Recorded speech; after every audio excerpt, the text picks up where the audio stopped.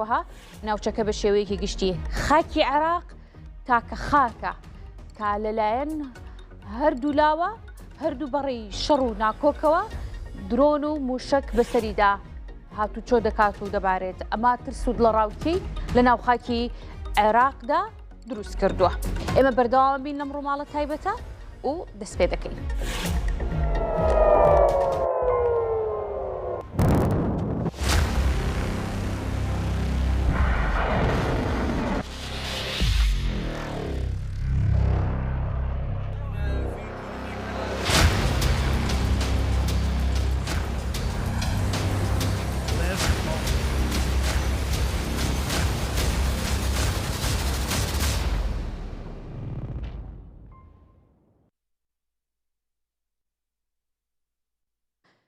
سوپای ئیسرائیل هەڕەشەی کوشتنی جێگرەوەی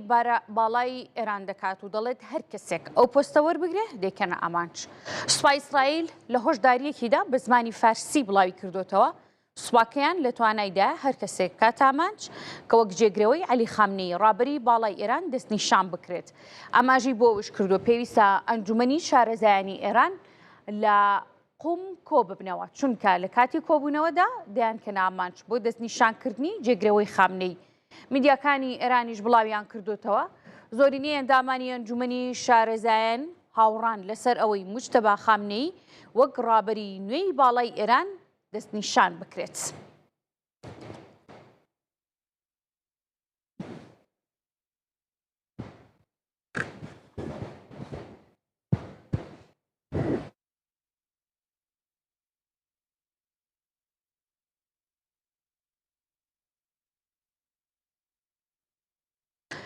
دوابەدوای دەستنیشانکردنی ڕابەری نوێی ئێران سوپای پاسداران هێرشی سیهەمینی بۆ سەر ئیسرائیل و ئەمریکا ڕاگەاند. بەپێی راپۆرتێکی ئاژانسی هەواڵی مهری سوپای پاسداران قۆناغی سی ئۆپەراسیۆنی بەڵێنی ڕاستەقینەی چوارەم با سەرکەوتوی جێبەجێ کرد و بنکەکانی ئەمریکا و ئیسرائیلی لە ناوچەکە کردوتە ئامانج. ئەوەش هاوکاتە لەگەڵ ڕاگەیاندنی ڕابەری نوێی ئێران. ئاماژی بۆ ئەوەش کردووە لە ئۆپەراسیۆنەکەی ئەم جارەیاندا موشکی جۆری خوڕم شەهر و هەروەها فتاح و خەیبەر لەگەڵ فڕۆکەی بێفڕۆکەوان بەکارهێنراوە. لە دوای هێرشی ئەمریکا و ئیسرائیل بۆ سەر ئێران لە 28 شوبات سوپای پاسداران دەستی کرد بە وەڵامدانەوەی ئەو هێرشانە و ناوی لێنا ئۆپەراسیۆنی بەڵێنی ڕاستەقینەی چوارەم. تا ئێستا 30 جۆری لەو هێرشانە ئەنجام داوە کە هەر قۆناغی چەندین موشک لەخۆ دەگرێت.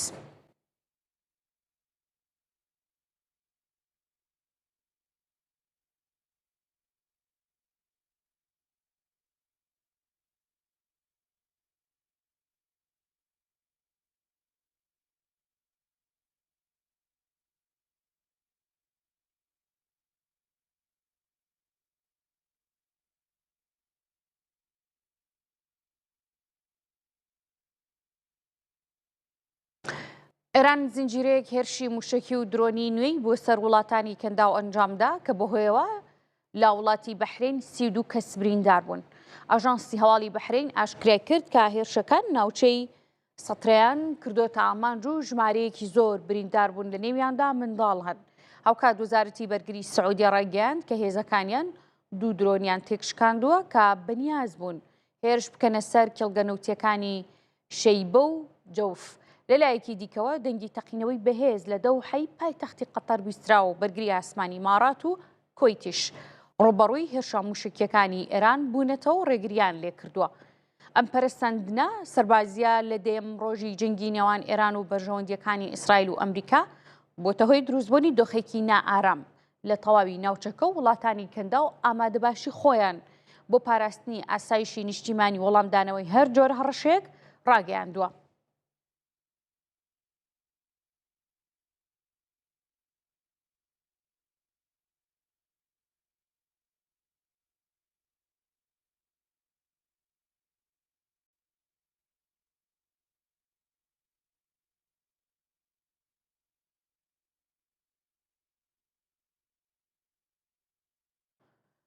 دۆناڵد ترامپ سەرۆکی ئەمریکا ڕایگەیاندووە بڕیاری کۆتایی هێنان بە جەنگی ئێران بە هاوبەشی لەگەڵ سەرۆکوەزیرانی ئیسرائیل دەدرێت. ترامپ لا چاوپێکەوتنێکیدا لەگەڵ ڕۆژنامەی تایمز ئۆف ئیسرائیلی ڕایگەیاندووە بڕیاری کۆتایی هێنان بە جەنگی ئێران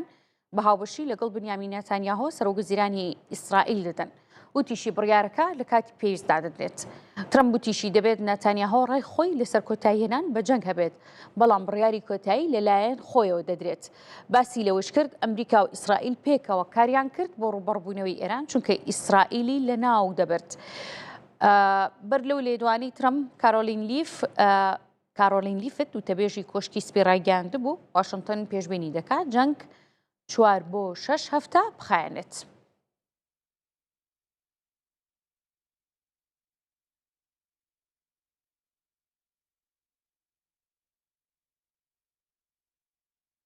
وەزیری بەرگری ئەمریکا ڕێگەیاند شەڕ لە دژی ئێران ناوەستێت تاوەکو توانە سەربازیەکانی ئەو وڵاتە بە تەواوەتی پەک نەخرێت. پیت هێگست وەزیری بەرگری ئەمریکا لە چاوپێکەوتنێکیدا لەگەڵ کەناڵی CBX ڕایگەیاند ئەمریکا بەردەوام دەبێت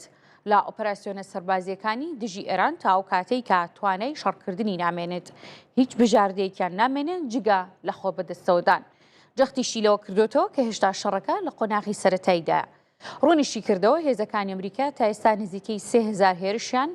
لە ناوخۆی ئێراندا ئەنجامدا و ئاماژی بۆ ئەوەش کرد توانە سەربازیەکانی ئەمریکا لەگەڵ هێزی ئاسمانی ئیسرائیل دوو بەهێزترین هێزی ئاسمانی جیهانن. ئەمەش ئاماژەیە بۆ ئەوەی کە هەڵمەتە سەربازیەکە دەکرێت فراوانتر بێت بۆمبی قورستر بەکاربهێنرێت بۆ بامانجگرتنی شوێنە سەربازیەکانی ئێران. سەبارەت بە ناردنی هێز بۆ ناوخۆی ئێران هێگست وتی واشنگتن هیچ بژاردەیەکی سەربازی ڕەت ناکاتەوە.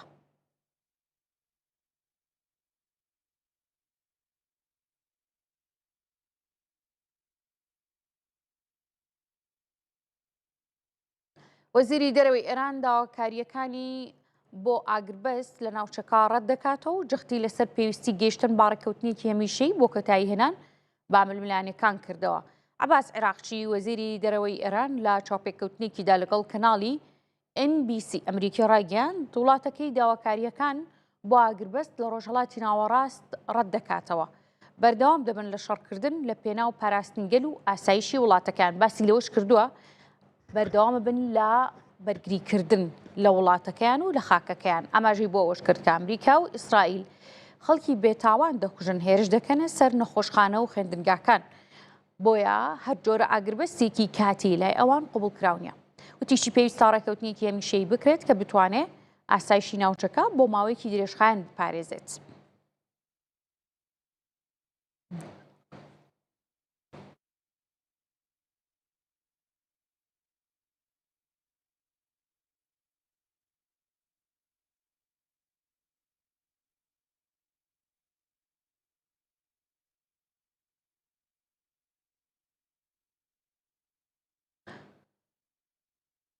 لا سەروبەندی فراوانبوونی هێرشە درۆنیەکانی ئێران بۆ سەر بەرژەوەندیەکانی ئەمریکا لە ڕۆژهەڵاتی ناوەڕاست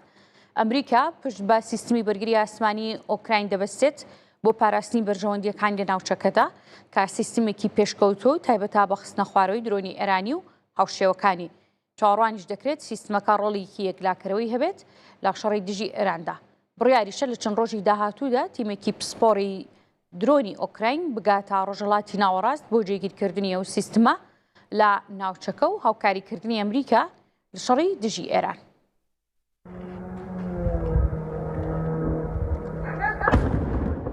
دوای چەندین ساڵ لە شەڕی دژ رووسیا و خستنە خوارەوەی درۆنەکانی ئەو وڵاتە کە بەشێکیان بەرهەم هێنراوی ئێرانن ئۆکراین سیستەمێکی بەرگری ئاسمانی پێشکەوتوی پەرە پێداوە تایبەت بە خستنە خوارەوەی ئەو جۆرە درۆنە ئێرانیە. ئەمریکاش دەیەوێت سوود لەو سیستەمە بەرگریە وەربگرێت بۆ شەڕی دژ ئێران. سیستەمە بەرگری ئاسمانەکەی ئۆکراین لە سێ میکانیزمی جیاواز پێک هاتووە و تایبەتە بە خستنە خوارەوەی ئەم درۆنە کەم تێچویانەی لە بەرزاییەکی کەمدا دەفڕن. بە دیاریکراویش درۆنی شاهید 136 ئێرانی و هاوشێوەکانی. میکانیزمی یەکەمی سیستەمە بەرگریەکە پێکاتوە لە بڵاو پێکردنی بارهەڵگر بە چەکی قورسی جۆری دۆشکە و موشەکەوە لە نزیک شارەکان و ئەو شوێنانەی ژێرخانی استراتیژی و گرنگن بۆ خستنە خوارەوەی درۆنەکان لە بەرزاییەکی کەمدا. میکانیزمی دووەم سیستەمی بەرگریە تایبەتە بە جەنگی ئەلکترۆنی و تێیدا لە ڕێگەی چەند ئامێرێکی ڕاگرتنەوە سیگناڵ دەنێرێت بۆ درۆنەکان و ئاماجەکانیان دەگۆڕێت یاخود دەخرێنە خوارەوە. میکانیزمی سێیەمی سیستەمە بەرگریەکە پشتی بەستوە بە درۆنێکی جۆری ڕێگریکەر بە ناوی ستینگ کە درۆنێکی بچووکە و بە خێراییەکی زۆر شوێنی درۆنە هێرشبەرەکان دەکەوێت و خۆی پێیاندا دەکێشێت یاخود لە نزیک ئامانجەکەی دەیتەقێنێتەوە. تێچووی درۆنە ڕێگرەکەی ئۆکراین بۆ هە درۆنێک لە نێوان 1000 بۆ 4000 دلاردا بەراورد بە سیستەمی بەرگری ئاسمانی وڵاتانی جلهێزیش دیارترینیان ئەمریکا کە سیستەمی بەرگری ئاسمانی تات و پاتریۆتی هەیە و توێکی هەڵدانی هەر موشکێک بۆ خستنە خوارەوەی درۆن ملیۆنان دلارە. درۆنەکەی ئۆکراین تێچوویەکی زۆر کەمی هەیە ئەو تێچۆکەمە ژوای کردۆ درۆنەکە ببێتە پایەکی گرنگ لە سیستەمی بەرگری ئاسمانی ئۆکراین. ئۆکراین جگە لەو سیستەمە بەرگریاش سوود لە فڕۆکەی سەربازی و هەلیکۆپتەر و موشکی سەرزەوی دەبینێت بۆ خستنە خوارەوەی ئەو درۆنانەی لەلایەن رووسیاوە ئاراسە دەکرێن.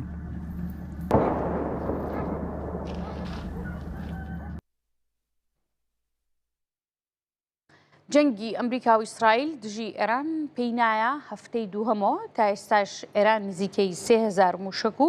درۆنی هاویشتووە. فەرماندەی ناوەندی ئەمریکا سنتکۆم ڕایگەیاند لە 28 شوباتەوە 3000 ئامانجیان لە ناوخۆی ئێران پێکاوە لە بەرامبەریشدا ئێران نزیکەی 2700 موشک و درۆنی هاویشتووە. بەپێی ئامارەکانی ماگی سووری ئێرانیش 9600 شوێنی مەدەنی و 8000 باڵەخانەی نیشتەجێبوون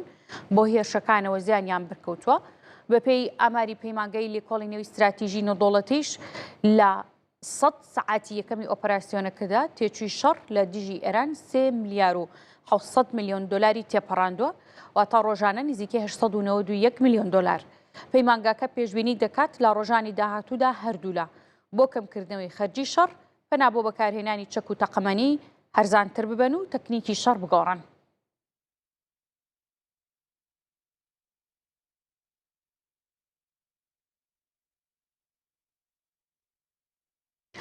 حەنین سەید وەزیری کاروباری کۆمەڵایەتی لوبنان ڕایگەاند بەهۆی شەڕی نێوان ئیسرائیل و حیزبوڵڵا زیاتر لە 500,000 کەس لە لوبنان ئاوارە بوون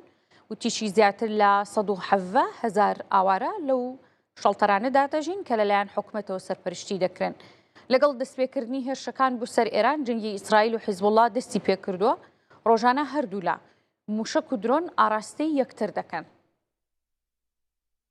في 117,228 170,228 کەس لە 538 شێڵتەردا جێگیان کراوەتەوە کە بەهۆی بردومانەکانی ئەم دوایانی ئیسرائیلەوە ئاوارە بوون.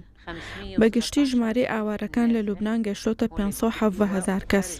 کە لە شێڵتەرەکان و شوێنەکانی ترا ژیانە گوزەرێنن. لا بەرزبوونەوەیەکی مێژووییدا و بەهۆی بەردەوامی ئاڵۆزیەکان لا ڕۆژهەڵاتی ناوەڕاست و گەماروی سەرگەروی هورموز نرخی بەرمیلێک نەوتی برنت 115 دلاری تێپەڕاند. ترەمپیش دەڵێت بەرزبوونەوەی نرخەکە کاتیە. بەیانی ئەمڕۆ نرخی بەرمیلێک نەوتی برنت بە ڕێژەی لە 130 بەرزبوونەوەی تۆمار کرد گەشتە سەروی 115 دلار. ئەو بەرزبوونەوەی لە نرخی نەوت نیگەرانی سەرکردەکانی جیهانی لێکەوتۆتەوە. دۆناڵد ترامپ سەرۆکی ئەمریکا ڕایگەاند بەرزبوونەوەکە کاتیە. هەر کاتێک هەڕەشەی ئەتۆمی ئێران لە ناوبرا نرخەکەی دادەبەزێت. وتیشیەوە باجێکە کە دەبێت لە پێناو ئاسایش و سەلامەتی ئەمریکا و جیهان بدرێت. ئەو بەرزبوونەوەی دوای ئەوە هات کە داخستنی گەروی هورموز زۆرێک لە وڵاتانی ناچار کرد ئاستی بەرهمێنانی نەوت کەم بکەنەوە. بەڕێوەبەری سندوقی دراوی نەوتۆڵەتیش ڕایگەاند هەر زیادبوونێک بە ڕێژەی لە سەدادا لە نرخی نەوتدا 40 خاڵ بۆ سەر هەڵئاوسانی جیهان زیاد دەکات.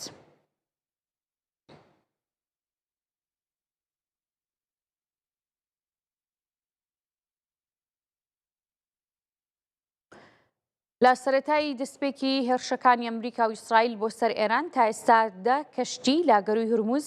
کراونەتە ئامان ئاژانسی ئاسایشی دەریایی بەریتانیا بڵاوی کردوتەوە لە دەستپێکی هێرشەکانی ئەمریکا و ئیسرائیلەوە بۆ سەر ئێران تا ئێستادا کەشتی لا گەروەکەدا کراونەتە ئامانج. ڕێکخراوی دەریایی نێودەوڵەتیش ڕایگەیاندووە تەنها لە هەفتەی یەکەمی شەڕدا 9 کەشتی لە گەروەکەدا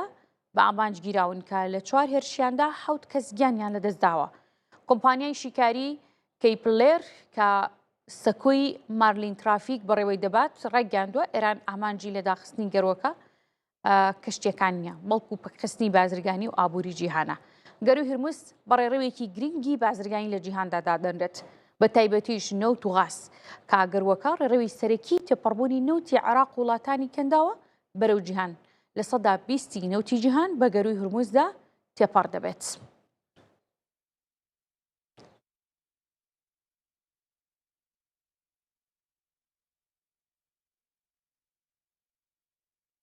وەزیری دەرەوەی عێراق خۆشداری لە داخستینگەروی هورموز دەدات و دەڵێت کاریگەری ڕاستەوخۆی لەسەر بەرژەوەندیەکانی عێراق و ناوچەکە و جیهان دەبێت. فواد حوسێن وەزیری دەرەوەی عێراق لە کۆبوونەوەی نەئاسایی کۆمکاری عەرەبی لەبارەی هێرشەکان بۆ سەر وڵاتانی عەرەبی لە شەڕ و پێکدادانەکانی ڕۆژهەڵاتی ناوەڕاست ئیدانەی هێرشەکانی بۆ سەرخاکی عێراق کرد و ڕایگەیاند ئامانج لەو هێرشانە ئاراستەکردنی عێراقا بۆ جەنگی ناوچەکە. وتیشی سیاسەتی عێراق ئیدانەکردنی جەنگ و باوەڕبوونە بە چارەسەرکردنی کێشەکان بە ڕێگەی گفتوگۆ و دیبلۆماسی. وەزیری دەرەوەی عێراق ڕاشی گەیاند حکوومەتی عێراق گرنگیەکی زۆر بە ئاسایش و سەقامگیری وڵاتانی عەرەبی و ناوچەکە دەدات و پابەندیشە بە پاراستنی نێردەی وڵاتان و دیبلۆماتکاران لە وڵاتەکەیدا.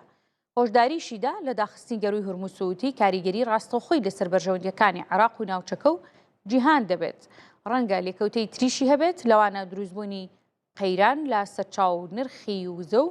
ئاوارەبوون و کۆچی بە کۆمەڵ.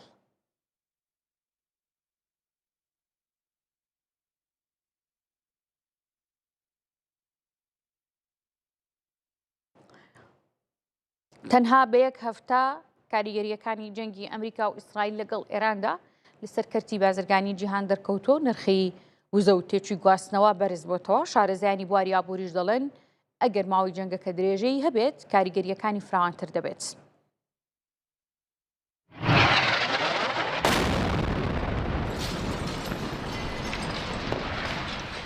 کاریگەری ئابووریەکانی جەنگ لە ڕۆژهەڵاتی ناوەڕاست تا دێ دوورتر دەڕوات بە تایبەتی کە بەندەرەکانی کەندا و بوونەتە ئامانجی سەربازی و گەروی هورموزیش داخراوە. هەموو ئەمانەش تێچووی گواستنەوە و سوتەمەنیان زیاد کردووە. بەپێی راپۆرتێکی ئاژانسی بلومبێرگ تەنها بە یەک هەفتە کاریگەریەکانی جەنگی ئەمریکا و ئیسرائیل لەگەڵ ئێران لەسەر بازاڕی جیهانی دەرکەوتووە و نرخی وزە و تێچووی گواستنەوە بەرز بوونەتەوە و ژمارەیەکی زۆر لە کۆمپانیاکانیش ڕوبەڕووی کێشەی کەمی پێکهاتە بنەڕەتیەکان و کەمی دەستکەوت دەبنەوە. گەروی هورموز کە یەکێکە لە گرنگترین هێڵەکانی کەشتیوانی لە جیهاندا و نزیکەی سەدا 20 نەوت و غازی پێدا تێدەپەڕێت هاتوو چووتیایدا وەستاوە و ئەوەش هۆکاری سەرەکیە بۆ بەرزبوونەوەی نرخی سوتەمەنی و گواستنەوەی دەریایی بە شێوەیەکی بەرچاو. بە پێشی کاریەکی بلومبەرگ مەترسی ئابووریەکان تەنها لەسەر نەوت و غاز نابن بەڵکو لە سەدا 7 هەناردەی پەینی کیمیایی جیهان و نزیکەی لە سەدا 6 کانزاگرام بەهاکان و لە سەدا 5.3 ئەلەمنیۆم و لە سەدا 4.4 چیمەنتۆ کە لە بەندەرەکانی کەنداوە دەگوازرێنەوە ڕوبەڕووی مەترسی دەبنەوە. لە کەرتی گواستنەوەی ئاسمانیشدا شارەزایان دەڵێن نرخی گواستنەوەی ئاسمانی لە ڕۆژهەڵاتی ناوەڕاست بەم نزیکانە 3 هێندە بەرز دەبێتەوە. ڕاگررتنی فڕۆکەکانی گواستنەوەش تەنها لەم هەفتەیەدا بووەتە هۆی کەمبوونەوەی لە سەدا 18 توانای گواستنەوەی جیهان. کاریگەریەکانی جەنگ لەسەر گواستنەوەی دەریاییش بە تەواوەتی دەرکەوتووە و حجزکردنی ڕۆژانە لەسەر گواستنەوە لەو بەندەرانەی دەکەونە ڕۆژهەڵاتی گەروی هورموز تەنها لە ماوەی 2 ڕۆژدا بە ڕێژەی لە سەدا 81 کەم بوونەتەوە. نزیکەی 100 کەشتی کۆنتێنەر لە وڵاتانی کەندا و ناتوانن بەهۆی مەترسیە ئەمنیەکانەوە دەربچن. چەندین کەشتی تریش لە چاوەڕوانی چوونە ژوورەوەدان هەندێکیشیان بەرەو بەندەری شوێنگرەوە ئاراستە کراون. ئەوەش بووەتە هۆی زیادبوونی قەرەباڵغی لە ژمارەیەک لە بەندەرەکانی کیشوەری ئاسیا بۆ نمونە لە بەندەری ناڤاشیڤا کە گەورەترین بەندەری کۆنتێنەرە لە هیندستان قەرەباڵغی بە ڕێژەی لە سەدا 64 بەرز بووەتەوە. سەرباری هەموو ئەوانش هەندێک لە شارەزایانی بواری ئابووری دەڵێن کاریگەری جەنگی ئێران لە سەرگەشەی ئابووری جیهانی سنووردار دەبێت بەڵام دەکرێت فراوان ببێت ئەگەر ماوەی جەنگەکە دوور و درێژ بێت.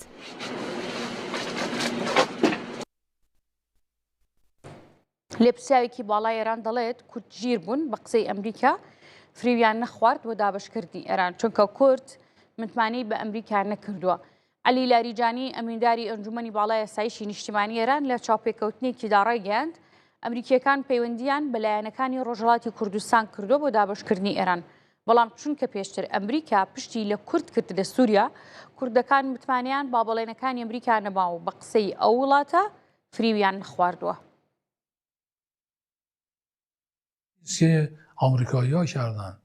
ئەمریکیەکان ویستیان پێکهاتە نەتەوەیەکانی دژی دەسەڵات و حکومت هان بدەن و بیری دابەشکاری دروست بکەن. ئەمریکیەکان لەگەڵ کوردەکان گفتوگۆیان کرد بۆ ئەوەی هانیان بدەن. ئەوان بێ ئاگابوون لەوەی کە کوردەکان پێکهاتەیەکی ڕەسەنی ئێرانن. ڕەنگە هەندێک ناکۆکیش هەبێت، بەڵام هەر ئەو کوردانە دەیانزانی ئەمریکا کوردی تووشی چ مەینەتیەک کردووە. ئەمریکیەکان بەڵێنی پشتیوانیان بە کورد لە سووریادا، بەڵام ڕێکەوتنێکیان کرد و دواتر پشتیان لە کورد کرد. کوردەکان ژیرن، بۆیە ئەزانن ئەمریکیەکان کاسبکارانە مامەڵە دەکەن و وەفایان نییە. هەڵبەتە هێزە چەکدارەکان بە گروپەکانی کوردیان وتووە هەڵە بکەن بەرپەرچتان دەدەینەوە. ئەوان هەستیان بە پش و درێژی هێزەکانی ئێمە و بێوفایی ئەمریکیەکان کردووە، بۆیە ئەوەش سەری نەگرت. هەندێک لە لێپرسراوانی ئەمریکا پەیوەندیان بەو هێزە کوردانە کرد و پێیان ڕاگەیاندن کە پشتیوانیان لێ دەکەن، بەڵام نەیان توانی و ئەوانی شتێگەیشتن کە ئەوە هەوڵێکی فێڵکارانەیە، بۆیە ئەوەش سەری نەگرت. دیارە لە سەرەتای هەڕووداوێکدا جا سروشتی بە یاخود ئەو شەڕانەی کە ڕوودەدات زۆربەی جار پێویستە کەناڵەکانی ڕاگەیاندن بەستیاری و مامەڵە لەگەڵ بارودۆخەکاندا بکەن، هەماهەنگی هەبێت لەگەڵ لایەنە پەیوەندیدارەکان پەیوەست بەم بابەتە. دیارە وەزارەتی ڕۆشنبیری هەرێمی کوردستانیش وەک ئەرکی خۆی چەند ڕێنمایەکی با لە یاخود بە کەناڵەکانی ڕاگەیاندن و میدیاکاران دەدات. زانیاری زیاتر لەسەرم بابەتە لای پامنێرمان بڕیار محەممەد دەبێت، ڕێکارەکان چییە و وەزارەتی ڕۆشنبیری داوای چی دەکات؟ دێنە لای تۆ بڕیار. هێوی وەکو خۆشت باست کرد لە سەرەتای دەستپێکردنی شەڕی نێوان ئیسرائیل و ئەمریکا لەگەڵ ئێران، وەزارەتی ڕۆشنبیری بە تایبەتی بەڕێوەبەرایەتی گشتی چاپ و بڵاوکراوەکان چەند ڕێنمایەکی بڵاو کردەوە کە تایبەت بوو بە کاری میدیایی لە کاتی ئەو هێرش و مەترسیانەی کە لەسەر هەرێمی کوردستان هەیە. جا بەشێک لە کەناڵەکانی ڕاگەیاندن پێیوە پابند بوون و بەشێکی دیکەشی بەداخەوە تاوەکو ئێستا پێیوە پابند نەبوونە بۆ ڕێنماییانە. جا دوێنێ جارێکی دیکە وەزارەتی ڕۆشنبیری و بە تایبەتی بەڕێوەبەرایەتی گشتی چاپ و بڵاوکراوەکان دووبارە جەخت لەسەر جێبەجێکردنی ڕێنماییەکانیان دەکاتەوە. من لەگەڵ میوانەکەم گفتوگۆ دەکەم بۆی بزانم تاوەکو ئێستا ڕێنماییەکانیان چۆن بەڕێوە چووە و کام کەناڵانن کە زیاتر پێوە پابند بوونە کاریان لەسەر ڕێنماییەکانیان کردووە. کاک شێروان لەگەڵم دەبێت، شێروان هەوڵا بەڕێوەبەری گشتی چاپ و بڵاوکراوەکان لە وەزارەتی ڕۆشنبیری. کاک شێروان سڵاوت لێبی. دوێنێ جارێکی دیکە جەخت لەوە دەکەنەوە کە ڕێنماییەکان جێبەجێ بکرێت. دەکرێت ئێوە هەر 4 ڕۆژ جارێک و 5 ڕۆژ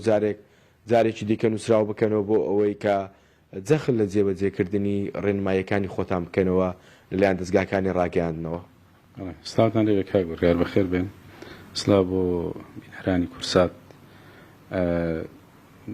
خۆتان باستان کردەمە لە سەرەتای دەستپێکردنی ئەو شەڕە و هاتنە پێشی ئەو بارە نەخوازراوی کە ڕوبەڕووی وڵاتەکەمان بوویتەوە، هەرێمی کوردستان بوویتەوە. ئێمە بەبییر کەناڵەکانی ڕاگەیاندنمان هیناوە کە لە وەزارەتی ڕۆشنبیری و لاوان ڕێنماییەکەیە وەکو پاشکۆی ڕێنمایی ژمارەیەکی ساڵی 2014 تایبەت بە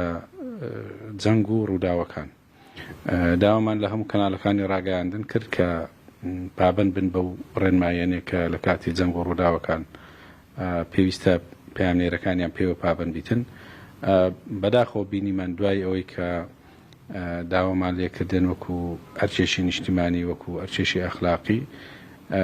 پابند بن بەو ڕێنماییانە و ئەرچی خۆیان لە پاراستنی کوردستان و هاوڵاتیانی کوردستان جێبەجێ بکەن.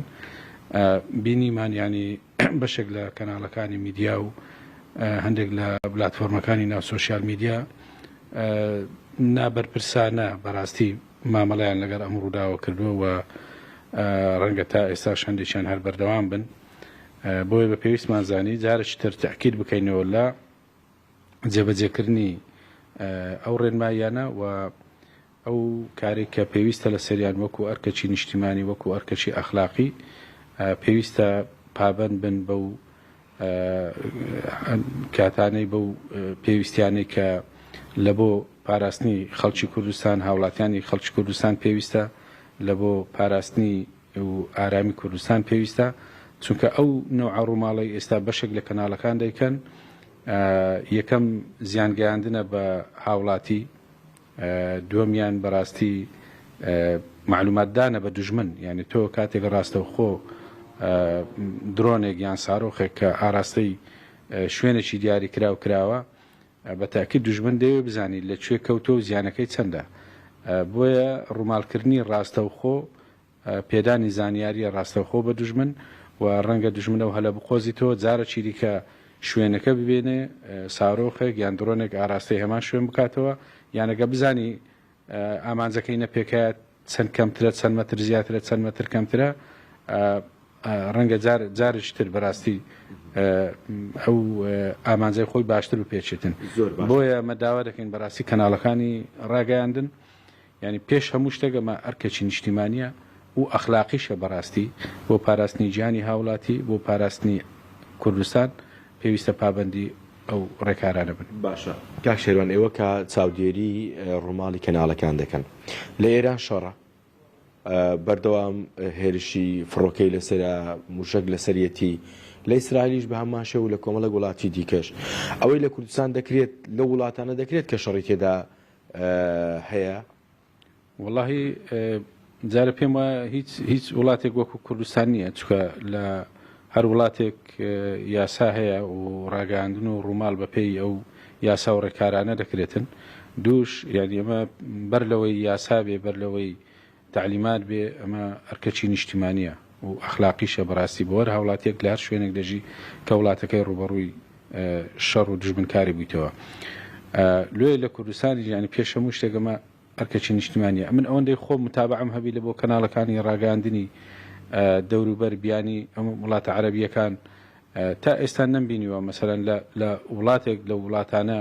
ڕاستە و خۆ ڕووماڵ بکرێ برێ ئەمە ئەوە تا ئەو ساڕۆخە بێرە کەوتووە ئەوەندە زیانی پێکەوتووە دەڵێن سارۆخۆ کات ینی نەیتوانی هەرفی خۆی پێچی یان بە فلان شوێن کرد بەڵام شوێنەکە نیشان ناندرێ بۆیە لە کوردستانی ژانی کەناڵەکان بە ئەو پرسیارە لەوان بکەن ئایا لە شوێنی تر شتیوا هەیە بە تاکید نییە هێوی ئەوەی جێبیست بوونەما جارێکی دیکە جەختکردنەوەی بەڕێبەرایەتی گشتی چاپ و بڵاوکراوەکان بوو لە وەزارەتی ڕۆشنبیری و داوای لە کەناڵەکانی ڕاگەیاندن کرد کە بە پیشەیانە کار بکەن چیتر هەواڵەکانیان و ڕۆماڵەکانیان لە خزمەتی لایەنی بەرامبەر نەبێت دواتە کاتێک کە لایەنێک هێرش دەکاتە سەر هەرێمی کوردستان جا لە ڕێگای موشک بێت یان لە ڕێگای درۆن بێت زانیاری بە لایەنی دوژمن نەدات بۆەوەی پێی بڵێت ئەمە لە شوێنێکی داوە ئامانجی نەپێکاوە یان بە شێوەیەکی دیکە ئەوەندە مەترە لە شوێنی بە ئامانجگرتنی لایەنی بەرامبەرەوە دوورە. وڵێ بڕیار محەممەد پامنیری کورسات نیوز لە هەولێرەوە سپاس بۆ زانیاریەکانە سپاس بۆ میوانەکەشت دیارە کاریگەری شەڕ لەسەر کۆمەڵێک بابەت دەردەکەوێت لە هەر ناوچەیەکدا لە جیهاندا کاریگەریەکانی شەڕ بە تایبەتی لە ڕۆژهەڵاتی ناوەڕاستدا وردەوردە خەریکە دەردەکەوێت عێراق وەرەبی کوردستانیش بەداخەوەلەی بەدەر نییە دیارە کاریگەریەم شەڕ و ئاڵۆزیانە لەسەر بازرگانی زیاتر ڕەنگ دەداتەوە بۆ زانیاری زیاتر لەسەرم بابەتە پامنرمان ئاسو ئەحمەد لە کەرکووک زانیاریمان پێ دەدات کاریگەری شەڕ لەسەر بازرگانی تاکو ئێستا چییە دواتر بەر لەوەی کە بچمە لای پامنێرمان ئاسو ئەحمەد بۆ وەرگرتنەوەی زانیاری لەسەرم بابەتە دەچینە لای پامنێرمان بڕوا بەهادین لە سلێمانیەوە باز دە بەرپرسیارەتی میدیا لە ڕووماڵی گرژی و پاراستنی ئاسایشی نیشتیمانی دەکات کە کەمێک بەر لە ئێستاش بڕیار هەر لەسەرم بابەتە میوانی لەگەڵدا بوو بڕوا دێنە لای تۆ لەسەر ئەم بابەتە زانیاریمان بەرێ. بەڵێ هێوی سڵاوە لێ بێت هەڵبەت وەک دەزانن بەردەوام هەرێمی کوردستان پریشکی جەنگی ئەمریکا و ئیسرائیل دژی ئێرانی بەردەکەوێەوە کەناڵەکانی ڕاگەاندن ڕۆڵی سەرەکیان هەیە لە گواستنەوەی زانیاریەکان و دیمەنەکان بۆ هاوڵاتیانجا ینی ئەوەی کە گرنگە لێرە ئەوەیە کە بەرپرسیارانە میدیاکان بتوانن مامەڵە لەگەڵ ئەم جۆرە ڕووداوانە بکەن هەر لە سەرەتای جەنگەکەوتاوکو ئێستا چەندین ڕاگەاندراو بڵاو کراوەتەوە چەندین با بڵێن ڕێنمایی بە میدیاکان دراوە کە چۆن ڕووماڵ بکەن جا ڕۆژی ڕابردوو وەزارەتی ڕۆشنبیری هەرێمی کوردستان ڕاگەاندراوێکی بڵاو کردەوە لە ڕۆژانی دیکەشدا دەستگای ئاسایشی هەرێمی کوردستان ڕێنمایی تەواوی بە سەرجەم میدیاکان داوە من بە مۆساکاران ئەنوەرم لەگەڵایە کە ئەو سکرتێری ڕقی سلێمانی سندیکای ڕۆژنامەنووسانی کوردستانە زانیاری زیاتر لێ وەردەگرم مامۆستاجیان سڵاو لێبێ بەنی باش بەخێربێ ئێستا پێویستە میدیاکان چی بکەن بەتایبەت لەم بارودۆخی ئێستاە کە ڕەنگە هەندێک جار هەندێک میدیا بە نابەرپرسیارانە ڕووماڵی ڕووداوەکان بکات یاخود بە جۆرێک لە جۆرەکان نەتوانێت کە ئاسایشی نیشتیمانی بپارێزێت. سڵام بۆ سەرجەم بینەران هیوادارم هەموو لای ساق و سەلامت بن. ئێمە ئەوەی خەریکی شەڕەکەین، ئەوەی خەریکی ڕووماڵکردنی ڕووداوی تەلەبیب و تارانین، دوو ئەوە خەریکی چۆنیتی میدیا کوردیەکەیم زانین چی ئەکات و پەنێک نەیە بە دەردەکەڵم پەنێک نەیات. ئەمان گەڕێنەوە بۆ ساڵی 2014 ئێمە بە هەمان شێوە لە ساڵی 2014 هەمان کێشەمان هەبوو کە شەڕی داعش دەستی پێکرد، سنوورەکانمان بوو بە بەری جەنگ، میدیا کاری زۆر خراپی کرد لە سەرەتاوە. ئەو بوو ڕاستە خۆیە کرد، ئسنجە بردە پێشەوەبەرەکانی شەڕ، یعنی بوو بەمای ئەوەی کە خەڵک نیگەران بێت، وەزارەتی پێشمەرگە میدیاکارەکان هەر خۆیان ئێستش بە هەمان شێوەیە. یعنی سێرکە ئەوەی کە لە سلێمانی گوزارێ بە تایبەتی چکەم بەڕاستی من وەک سلێمانی قسەکەم ئەوەی لە هەولێر بەراوردی هەولێر و سلێمانیەکەن هەولێر جڵەوی میدیاکان گیراوەتەوە بەم شێوەیە نیە یەکجار کە لە شوێنی درۆنەکە دوای 5 دقە پڕبێ لە ڕۆژنامە نووس و میدیاکار و کەناڵەکان هەموو بڕۆنەوێ لێوانە لێرە وایە. بۆیە هەر لە یەکەم ڕۆژی شەڕەکەەوە کە دەستی پێکرێن وەکو لە سلێمانی سندیکای ڕۆژنامە نووسانی کوردستان دوو ڕێنماییمان دەرکردو، یەکیان لەسەر چۆنێتی ڕووماڵکردنی یان لەسەر چۆنێتی پاراستنی ئاسایشی خۆراک، چکۆش بەڕاستی کێشەیە. بە دوای ئێمەیە وەزارەتی ڕۆشنبیری، فەرمانگەی میدیا و زانیاری، بەڕێوەبەرەتی گشتی ئاسایش لە سلێمانیانی ئەمە کارێکی وای کردو کە کەواتە میدیاکان هەڵەیەک هەیە، کێشەیەک هەیە لێرەیە. بۆچی مەسەر ئەم هەموو ڕێنمایە، بۆچی ئەم هەموو گلەی و گازندەیە، بۆچی خەڵک هەر خەڵکی شەقام من ڕۆژانە بەدەیان تەلەفۆن و نامم بۆیە کە ئەو کەناڵە ئەوی کرد، ئەو کەناڵە وای کردووە تکای ئاگادار بنم کەناڵە بێ بە چاوساغە بێ بە دەمڕاست بۆ دوژمنەکانە بێ بە دەمڕاست بۆ درۆنەکان بۆ موشەکەکان. ئەمە هەمووی لە نەزانیە. ئێمە دوێنێ ئەتوانم بڵێم سەرجەم میدیاکانی سلێمانی لەگەڵ ئاسایش ئامادەبوونی سندیکای ڕۆژنامە نووسان دانیشتێکمان کردووە و دانیشتە بە ئاشکرایەتر لەم و دو ئاسایش پیانتون کە شێوازی ڕووماڵکردن بەم شێوەیە نابێت بە تایبەتی لە سلێمانیە. ڕووماڵەکەی وەک ئێران چۆن ڕووماڵەکە، ئیسرائیل چۆن ڕووماڵەکە، عێراق چۆن ڕووماڵەکە، ئەم هەموو وڵاتی کە موشکی بەرکەوتو نزیکەی 12 وڵات موشکی لەم شەڕای موشکیان بەرکەوتو کەسیان وەکو ئێمە ڕووماڵ ناکەن، کەواتە یا ئێمە ڕاستین و هەمویان هەڵەن یا هەمویان ڕاستن و ئێمە هەڵین. کەواتە میدیای کوردی هەتا ئەم دەقەیەش کە لە شەڕی ئێران ئیسرائیلە نەیتوانی بە ڕۆڵی خۆی هەستێ، بەعکسەوە بە ڕۆڵێکە ساو ڕۆڵەکە زۆر خراپە و گلەی و گازندەیەکی زۆر هاتووتە سەرمان. بۆیە ناچارین هەم ئێمەش بە پیاسی سندیکای ڕۆژنامە نووسانی کوردستان، هەم فەرمانگەی میدیا و زانیاری، هەم وەزارەتی ڕۆشنبیری و لاوان لەگەڵ ئاسایشی سلێمانی ئەمان هەموو ڕێک کۆکین لەسەر ئەوەی کە ئەگەر بێت و بەم شێوەیە ڕووماڵەکان میدیا ناچارین ئەو کەناڵی کە پابەند نییە بۆ ڕێنمایانەوە کەلوپەلەکانی لێوەربگیرێت و ڕابگیری هەتا ئەو شەڕەکە تەواو بێ، بۆ لەبەرەوەی ئەبێ بمای مەترسی بۆ سەر گیانی خەڵک نەکەر خۆی هەر خۆی ڕۆژنامە نووسەی خۆی ژیانی خۆی خاتە مەترسیەوە خۆی و کامێرەمانەکە. بەڵام هاوکات ئەیتۆ کەبی بە چاوساق بۆ دوژمن و هەنێشت بڵێ کە شتی زۆر ناماعقول و نالۆجیکی باسکی کە بڵێ موشەکەکە نەی پێکە یان درۆنەکە چەند مترێک لە وڵاترەوە و یان بڵێ بارەگای تریش هەیە لە ئەم شاریانی ئۆپۆزیسیۆن و بەم شێوەیە بەو شێوە، ئەمانە هەمووی چاوساغین. ئێمە دوێنێ کە باسمان کرد هەنێکی لە نەزانینە، بەڵام هەنێکیشی لە فرۆفێڵی ترە، ینی کە بەداخەوە ئێمە دەستی ئاسایشمان کراوە کردو ئەوانەی کە لە نەزانین بەجێ بێڵن ئێمە سزایانەین بە پیکا یاسایکاری ڕۆژنامە نووسی. بەڵام ئەوەی کە ئەچێتە خانی جاسوسی و چێتە خانی بەداخەوە کە وشەیە بەکارێنم ئەچێتە خانی کە فێڵکردن و بەرژەوەندەکانی لایەنی بەرامبەر بێگومانەوە بێ ئاسایش ڕفتاری لەگەڵ بکات، هەم بە یاسای ئەو یاسانی کە خۆیان لە بەردەستی ئاسایش و سزادانی عراقیە هەیە، هەم ئەوشی کە لە کاتی جەنگا هەموو شتەکان واریدن کە تۆ بەرگری لەو شار و وڵاتەکە خۆت بکەی، نەک ئەوەی کە میدیاکارێک بێ بە هۆی ئەوەی کە چاوساغی بکە بۆ درۆنەکان و بۆ موشەکان. ئەمە هەیە، ینی ئەمە تا ئێستا کە من و تۆ قسەی تیاکەین سەرباری هەموو ڕێنماییەکان هێشتا هەر میدیاکان لە ئاستی پێویستان نین بۆی کە ڕووماڵەکانیشان لە هەنی حاڵەتە هەستەکەی دەستی ئەم قەستی پێوە دیارە، بۆیە مەترسێکە لێراوەیە. ئێمە دوێنێ هەموو کەناڵەکانی لێبوو لەگەڵ ئاسایشەوە ڕێکەوتون کە ئەگەر هاتوو هەست کراکە یەکی لە کەناڵەکان مەبەستێکی دیاریکراوی هەیە و کەسیش داتوانێت گلی بکات، توان دەستگیری کە پامێرەکەش بکەن و کەلوپەلەکانیشی لێوەرگرن و هەتاوەکو جەنگەکە تەواو بێ ئەو کاتی بیانێنەوە. خۆت باس لەوە کردیانی هەندێک جار زۆر بە وردی زانیاریەکان باسەکەن بۆ نمونە 11 متر لەولاوە پێکاوێتی یان بۆ نمونە نەی پێکاو، ئەمانە تا چۆن دوورە لە بنەماکانی کاری ڕۆژنامەوانی بە تایبەت لە جەنگدا مەبەستە؟ جەنگ چاوە زانیاریە، لاهێنی بەرامبەر بە ملیۆنان دۆلار ئەیا هەتاوەکو زانیاریکی بەدەست بکە بەڵام کە تۆ میدیا زانیاریکی خستە بەردەمی لایەنی بەرامبەر بە خۆڕایی وێنەکەی بۆ گواستەوە درۆنەکەت ئالێریاوە لەو کاتەیە هەر هیچ نەبێ ڕاستەخۆ ئەبێ ڕاستەخۆکان ڕاگرین ئێمە لەو کاتانە شوێنی درۆنەکان لە شوێنی موشەکە چووکە ئەم جەنگ نازانین کە تازە دەستی پێ کردووەوە هێشتا لە 2 هەفتی تەواو نەکردووە کێ لە چەند مانگێک ناخایانی کێ لە ساڵێک ناخایێنێ ئێمە هەر ئابەم شێوەی بن و خەڵک دەستی لەسەر دڵی بێ من ڕۆژانە کۆمەڵی خەڵکی کە هاوڵاتین کە تەلەفۆن بۆ منەکەن ئەڵێن ئەو هەڵەی کردووە کۆپی هەواڵەکەی کردووە ئەینێرێت ئەمانە هەمووی هەڵە ڕاستە مژەڵم هەڵەیە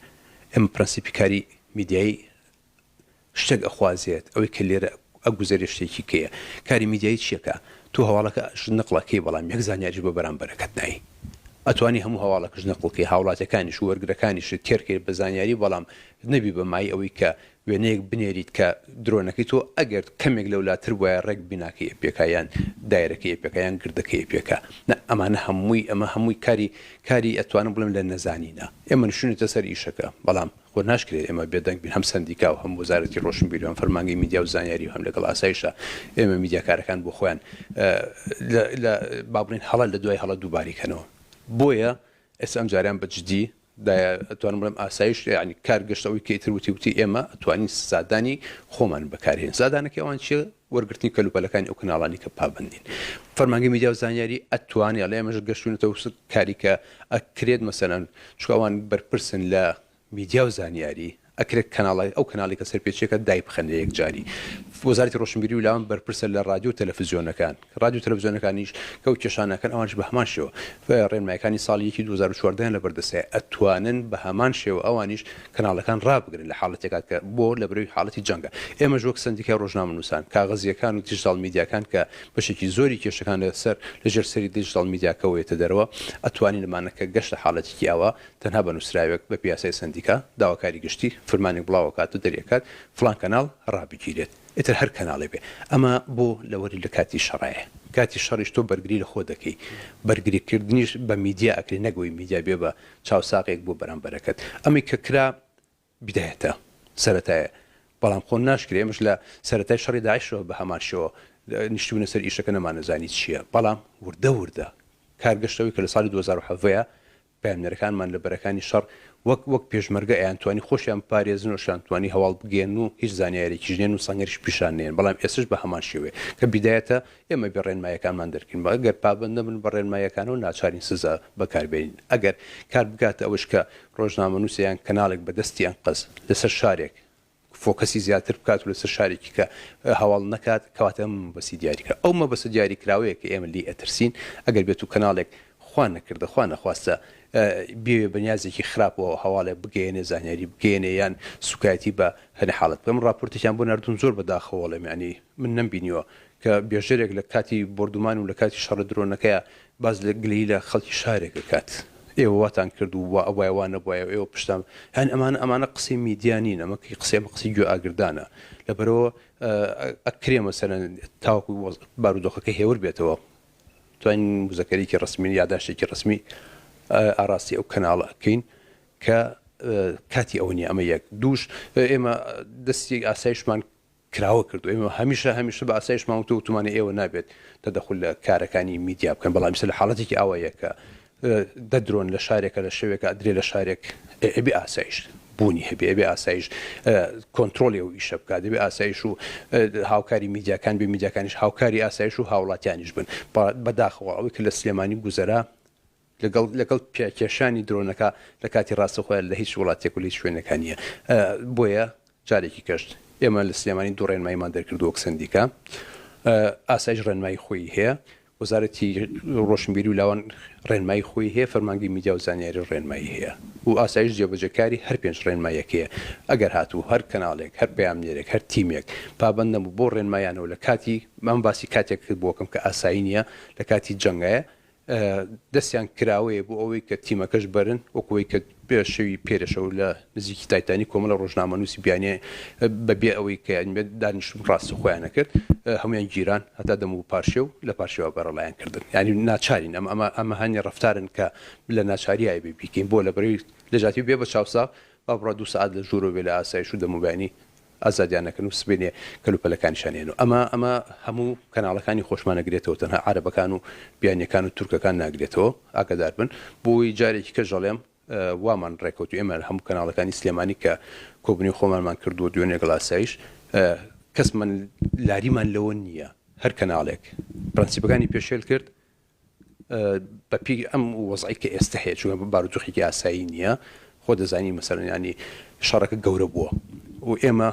بەشێک نین لە شەڕ بەڵام ئێمە بووین بە بەشێک لە جۆرافی شەڕەکە پریشی شەڕەکە بەری ئێمە کەوتووە نابێت میدیا کارێ بکە کە بیر بە مایی زەرور و زیان بۆ خەڵک اینجا بارێت دەرونیەکەش ئێمە لێکی بینەوە میدیا کۆمەڵێ شت بڵاوەکاتەوە دەرونی تێگەیە بازار تێگەیە قەیران دروستەکە مناڵە ترسێنێ نەخۆشە ترسێنێ ئەمانە هەمووی ئەو حاڵەتانن کە ئەبێ میدیا پێڕەوی ئەوانش بە سەرباری بارە عسکەرێک و بارە جەنگیەکە ئەبێ بارە دەرونیەکەش جۆڕیاڵی بارە دەرونیەکەش بێ و پێ ئەو ڕێنمایانی کە ئێمە دەرمان کردو ئاسایشی خۆراک یەک لە گرنگترین بابەتەکانەکەن میدیا نابێت توخنی بکەوێت دەم کاتەیە پاشان ئاسایشی ئەوەی کە پێوترێن نەتەوەی و نیشتیمانی ئێمە سنوورمان هەیە ئێمە خەڵکمان هەیە ئێمە پێشمەرگەمان هەیە ئەو نهێنیانە نابێت بە هیچ شێوەیەک میدیا پەنجام بۆ بەرێت جگەلەوەی کە وەک ڕێنمایەکان ئێستا 5 ڕێنمایی لە بەردەستی میدیاکارانە هەیە هیوادارم هەموو میدیاکارێکی کوردستان ئاگای لەو 5 ڕێنمایە بێت و ئەو حساب بێتە سەر شەقام و کاری ڕۆماڵی جەنگی بکە. زۆر سپاس مامۆستاجان زێتەکە زۆر سپاس بمنون. هێڤی هەڵبەت ئێمە وەکو دەستگای میدیایی کورسات هەر لە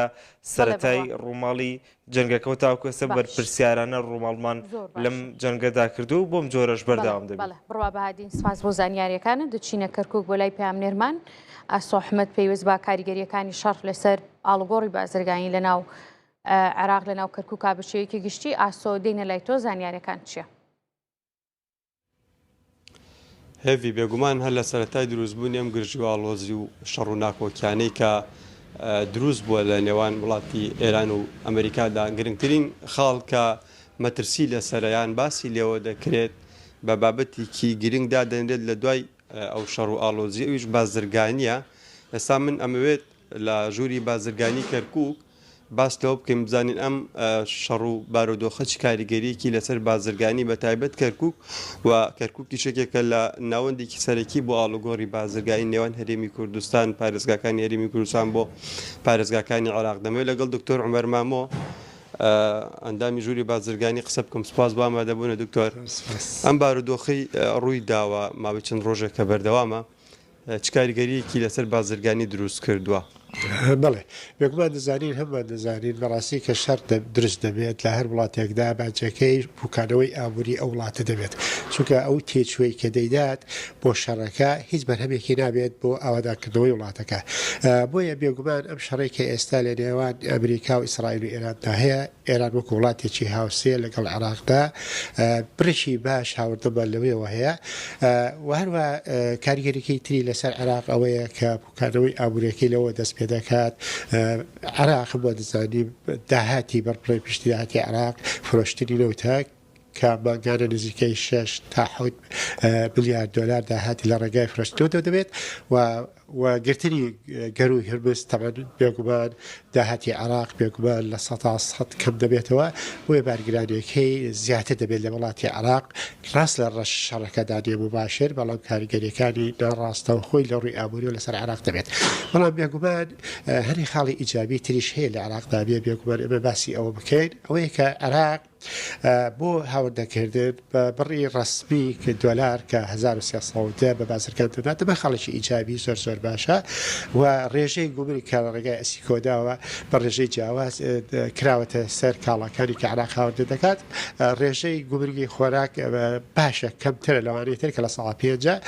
و هەروە خاڵێکی تری ئیجابیتیش هەیە کەەوە عێراقی بۆ دەزانین ئەو یاسایی لە وەزارەتی بازرگانی عێراقدا هەیە کە پسولەی خۆراکە بەگەنە پرەکی باش دەدات بۆیە کاریگەریەکانی تا ڕادەیەک تا ئەم ڕۆژێکی ئێمە تایدێن کە شەڕەکە دزیگی وان نزیک دەبێتەوە لە دەڕۆژ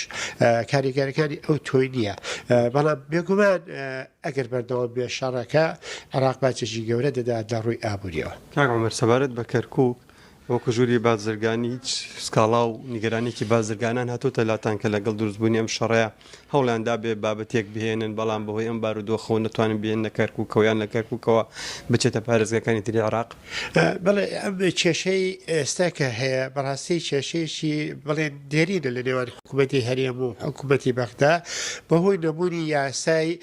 بڵێن یەکگرتووی عێراق لە ڕووی گوبرگەوە ئەم بابەتە تا ئێستاکان چارەسەر نەکراوە. وەروە یاسای جێبەجێکردنی هاوردە لە ڕێگای نظامی ئەسی کۆداوە ئەمە کێشێکی تری بۆ عێراق دروست کردو لەگەڵ هەرێمی کوردستاندا بێگومان ئێستا هەندێک بڵێن سەیتەراتی ڕسمی هەیە کە باچ وەردەگرێت لە نێوان هەرێم و عێراقدا بۆ تعدیلکردنی ئەو ڕێژە گوبرگەی کە لە هەرێم هەیە لەگەڵەوەی کە تازە عێراق دروستی کردووە. بەگشتی ئێستا دۆخی بازار چۆنەیانی بە شێوەیەکی گشتی ئێمە دەزانی بەڕاستی پێش شەڕەکەش بڵێن ئابووری و جوڵی بازرگانی لە عێراقدا بەهۆی نەبوونی دروستبوونی حکوومەتی عێراق خۆتمان دەزانیەوە چوار بڵێن هەڵبژاردن کراوە حکوومەت دروست نەبوو هەروە حکوومەتی هەرێمیشان حکوومەتێکی کاربڕێکەرە بێگومان یەکێ لەو تەحەدیانی کە تووشی حکوومەتی عێراقی داهاتوو دەبێت بەهۆی کەمبوونەوەی نەوت کە تا ئێستاکانە پێش شەڕەکە نرخێکی زۆر کەبوو بەڵام ئێستاکە زیادیشی کردو عێراق و سوودەی لە نابینێت بەوەی داخستنی گوبرکە و فرۆشتنی عێراق نابێت. عێراقیشە لەو کاریگەریەکانی کە لە سەری دروست دەبێت تەحەدایکی گەورە دەبێت بۆ دروستبوونی حکوومەتی داهاتووی عێراق بێگومان بابەتە ئابووریەکەیە. سپاس بۆ دکتۆر عومەر مامۆ ئەندامی ژووری بازرگانی پارێزگای کەرکووک ئەمە زانیاریەکان بوو من دێم لای تۆ. سپاس بۆ زانیاریەکانە سپاس بۆ میوانەکەی شار سەحمەد لە کەرکووکەوە. خۆشەویستان سعات دەتان پێشکەشکرا هاتان لەگەڵ.